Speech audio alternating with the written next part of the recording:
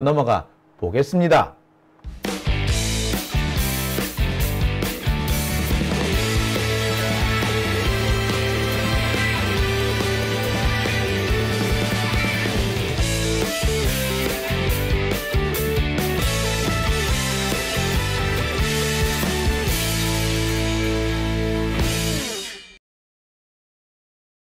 네, 오밤중의 뉴스 함께하고 계신 지금 시각 12시 38분 지나고 있습니다.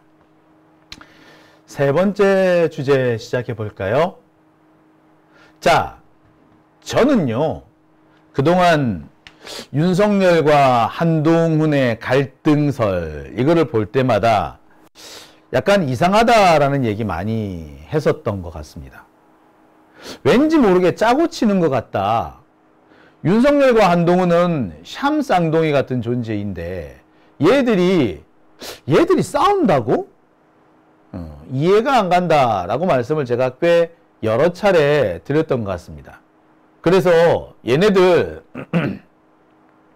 실은 싸우는 게 아닌데 싸우는 것처럼 장난질 치는 게 아니냐, 국민들 눈을 속이는 게 아니냐라고 그런 의혹을 제기를 했었습니다. 그럴 수밖에 없다라고 느꼈던 것이, 지금 한동훈 같은 애들은 윤석열과 한동훈이 한 몸뚱이다. 윤석열의 아바타가 한동훈이다. 라는 그 이미지를 계속 한동훈이 갖고 있었어요. 그런데 지난해 연말부터 지금까지 한동훈이 윤석열하고 갈등을 벌인다라는 이미지를 받으면서 한동훈이 그 아바타 이미지를 완전히 벗어냈습니다. 이른바 반윤으로 보이기도 하고 절윤이다 이런 얘기까지 나와요. 반윤? 절윤? 그런데 그렇다고 하기에는 너무 조용하지 않아? 소문은 무성한데 실제로 얘들이 진짜 피 터지게 싸우는 거 우리가 본 적 있나요? 아니요. 그런 거 본 적 없어. 그래서 제가 늘 드렸던 말씀이 싸운다 하는데 얘들 싸우는 거 맞아요?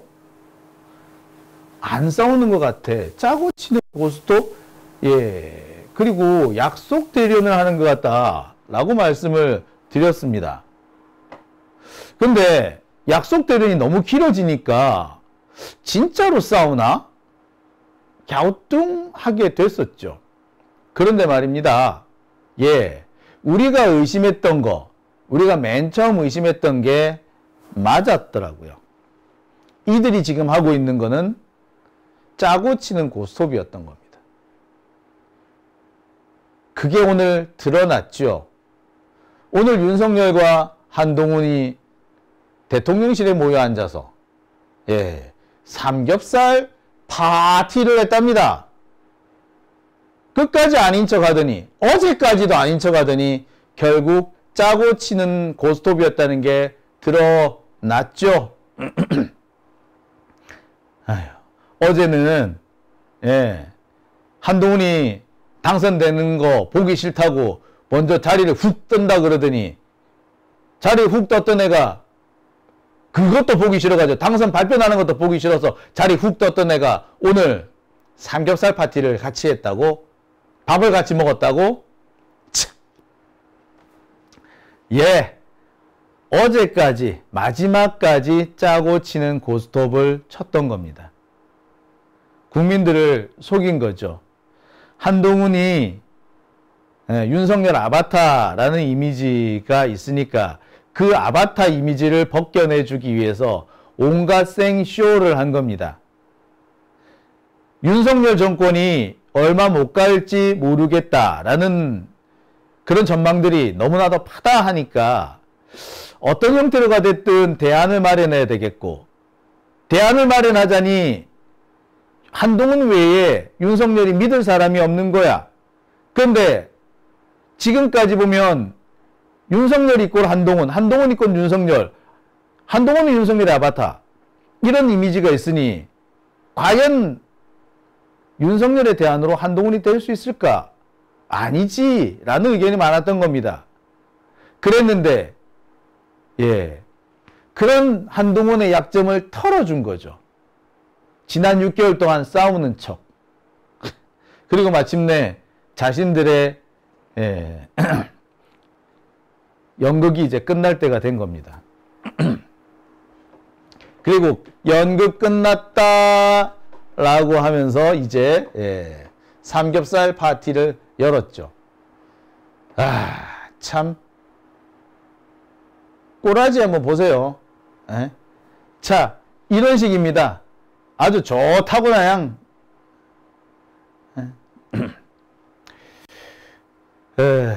이 모습을 보면 아, 그동안 이들이 우리를 얼마나 속여왔는지가 여실히 드러나는 거 아니겠습니까? 자, 물론 한편으로는 약속 대련이라고 해도 이 시간이 길어졌기 때문에 이 과정에서 상당한 내상을 입었을 거다. 자기들끼리도. 아마 그 내상이 결과적으로는 이들 사이에 갈등 요인이 될 것이다. 라고 말하는 사람들도 있습니다. 저도 그 점에는 동의합니다. 약속 대련을 했죠. 근데 약속 대련 기간이 생각보다 길어졌고 그 과정에서 자신들도 생각하지 못했던 변수들이 등장했고 아마 그 과정에서 예기치 못한 앙금이 쌓였을 가능성은 매우 높습니다. 그래서 이제부터 경우에 따라서는 본격적인, 그래서 지금까지는 약속 대련이었는데 앞으로는 약속 대련이 아닐 가능성도 이제 생기기 시작하는 거죠. 원래 말입니다. 약속 대련이 무서운 거는 뭐냐? 약속 대련을 한참 하고 있을 때, 진행이 되고 있을 때는 안 무서워요. 그거는 자기들끼리 짜고 치는 고스톱이니까 그 사이에서는 약간의 갈등이 있고 약간 좀 어긋나도 감정이 좀 쌓여도 결말까지는 그대로 가. 하지만 자, 이제 약속 대련 끝, 이제 정리하자 라고 해놓고 난 다음에 그때 돌아가서 곰곰이 생각해 보면 열받는 거야. 약속 대련이라고 했는데 그렇게 세게 때려? 라는 거지. 마치 연기할 때 보세요. 왜 뺨 때리고 뭐 때리고 뭐 이런 연기 있죠. 생생한 실감나는 연기를 위해서 별 수 없이 진짜 때린다고 하죠. 그런데 경우에 따라서 이 때리는 연기가 두고두고 앙금이 되는 경우도 있답니다. 그러니까 근데 그 때리는 연기할 때 그때 기분 나쁘다고 싸움이 생깁니까? 아니요. 그거는 그 연기가 끝나고 좀 시간이 지나고 난 다음부터 그때 앙금이 생기고 그때 갈등이 생기기 시작하거든요. 두고 그 당시에는 안 생겨. 약속 대련도 마찬가지야. 똑같은 상황인 거예요. 자, 그래서 지금 중요한 것이 뭐다? 네, 제가 앞서서 말씀드렸던 한동훈 특검과 김건희 특검인 겁니다. 지금까지 상황을 보면은요, 우리가 한편으로 보면은 윤석열과 한동훈의 이제 연기에 좀 노란한 부분도 없지 않아요. 하지만 이제부터는 우리가 그들을 데리고 우리 페이스대로 끌고 올 때가 되지 않았나 하는 생각이 듭니다. 그게 저는 한동훈 특검과 김건희 특검이에요. 이제부터는 약속 대련이 될 수 없는 상황인 거지. 왜? 여기서 삐끗하면은 한동훈이고 윤석열이고 김건희고 치명상을 입을 수밖에 없죠. 예. 짜고 치는 고스톱인 게 드러났으니 이제부터 우리는 이들 사이에 생겨 있는 균열을 파고들기 위해서 정말 세게 밀어붙여야 될 때가 온 겁니다. 짜고 치는 고스톱, 참. 언제까지 그렇게 써먹지는 못할 겁니다. 자, 저는 그런 생각이 들어요. 죄송합니다.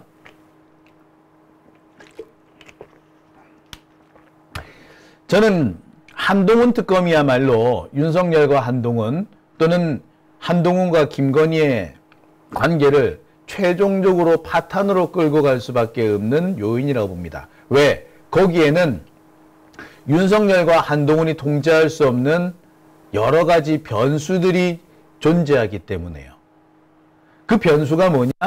예, 나경원과 윤상현 또는 안철수 같은 자들인 겁니다. 이들은요, 이번 이 전당대회를 거치면서 윤석열, 한동훈에 대해서 감정이 쌓여 있는 상태입니다. 그리고 홍준표 같은 사람들도 한동훈에 대한 감정이 좋지 않은 상황이죠. 이들은 지금 윤석열과 한동훈의 사이가 다시 회복된 걸로 확인되는 것이, 아니 지금까지 있었던 일이 전부 다 짜고 치는 고스톱이었다는 것에 대해서 대단히 배신감을 느끼고 있을 겁니다. 따라서 이제부터 진행될 한동훈 특검은 이들한테 그 배신감을 해소해 줄 수 있는 분출구, 해방구 역할을 하게 될 거예요. 그렇다고 어떻게 되겠습니까? 예. 만약에 나경원이, 만약에 안철수가, 만약에 윤상현 등이 자기가 이끌고 올 수 있는 표를 쏙 이끌고 와가지고 한동훈 특검에 찬성을 한다. 그래서 3분의 1을 넘겨버린다. 이런 뜻밖의 상황이 생기지 않을까요? 여기에 또 의외의 인물이라고 등장할 수 있는 게 이철규 같은 사람이죠.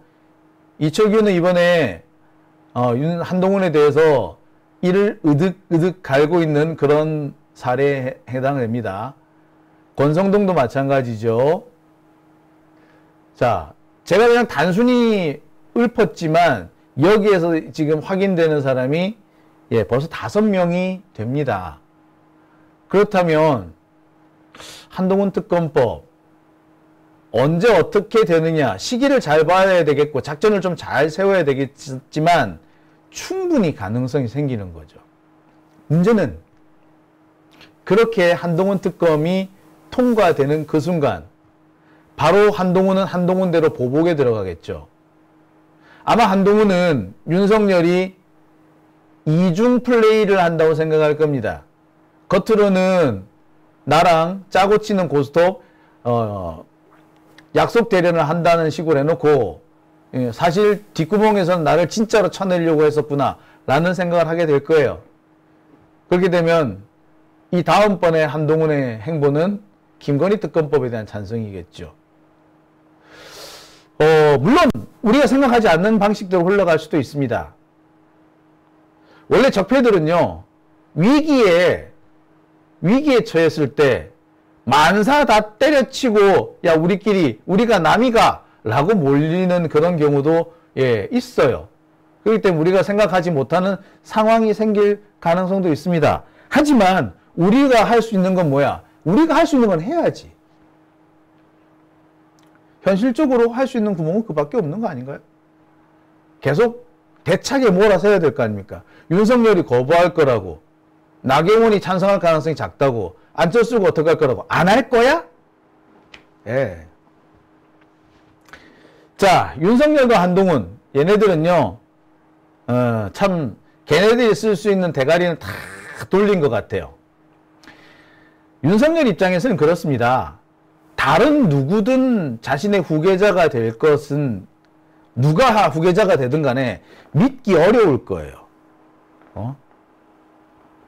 한동훈만큼 자기 후계자로 확실한 사람이 있겠어?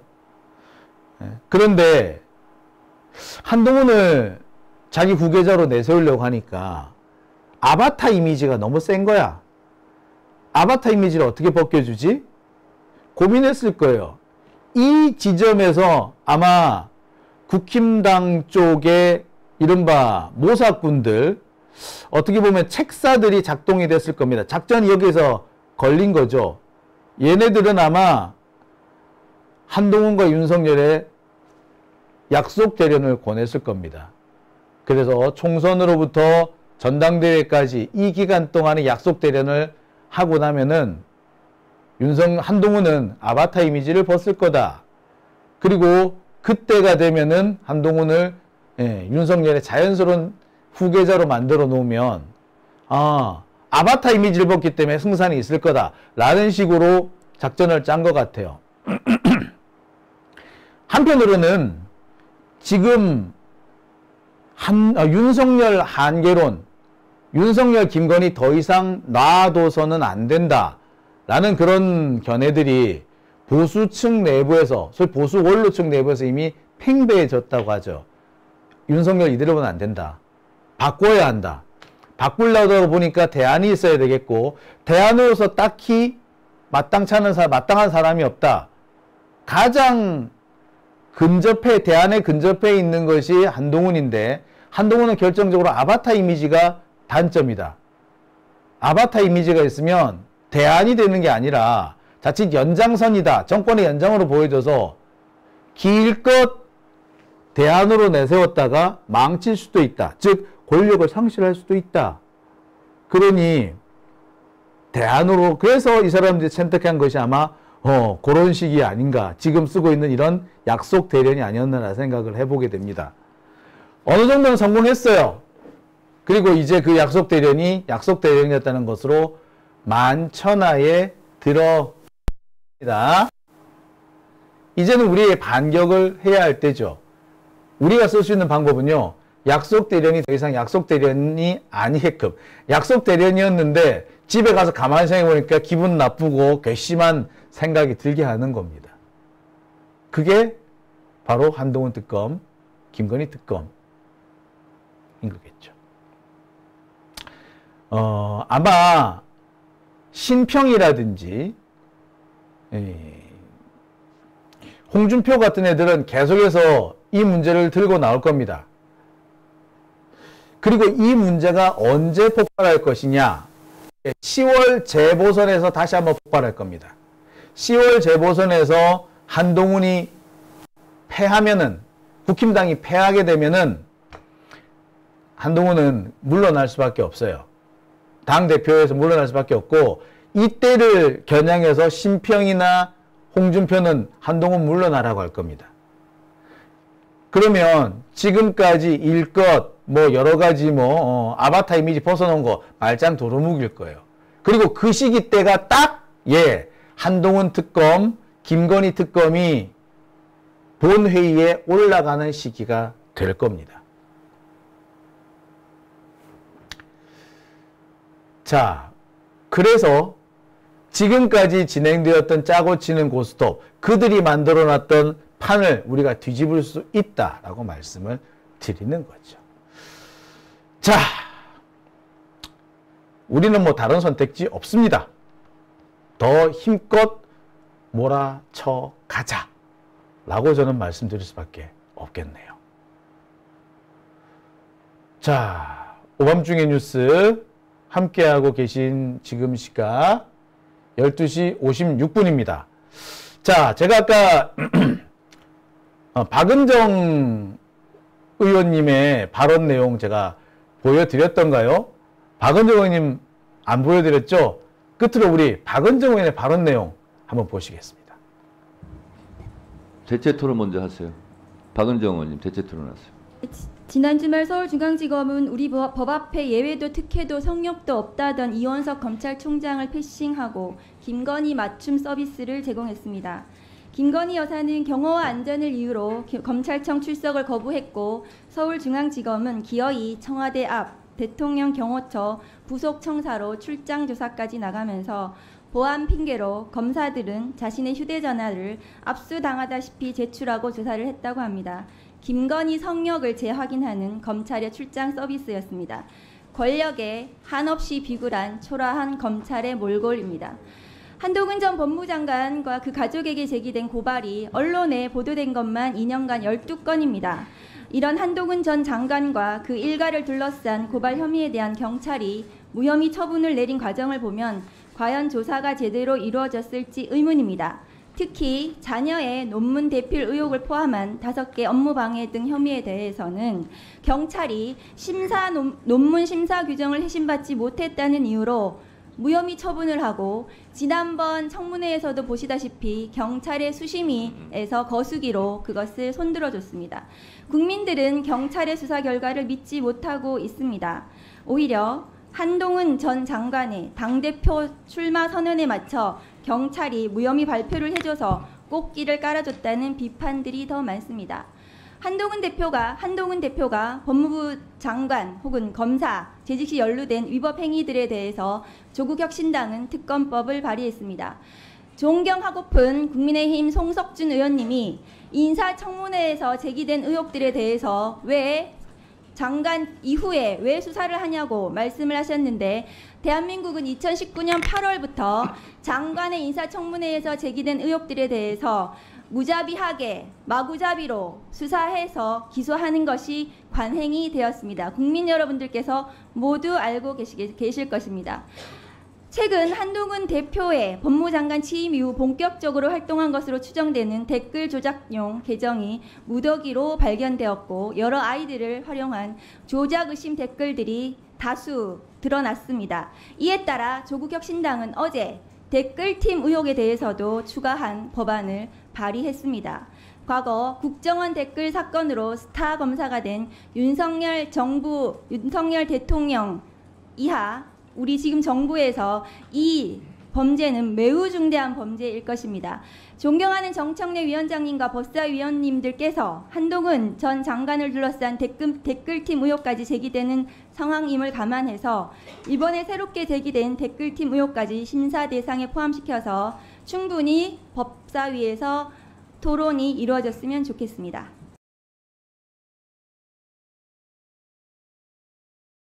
네, 박은정 의원님, 왜 우리가 계속 윤석열 특검, 김건희 특검, 한동훈 특검을 몰아가야 하는지 잘 말씀해 주신 것 같습니다. 자, 우리 지치지 말고요, 계속 몰고 나갑시다. 투쟁을 멈추면 안 돼요. 투쟁에 지친다고요? 아이고, 원래 그런 거 끝없어요. 지치신 분은 지치세요. 저는 계속 몰고 나갈게요. 자, 오밤중의 뉴스 함께하고 계십니다.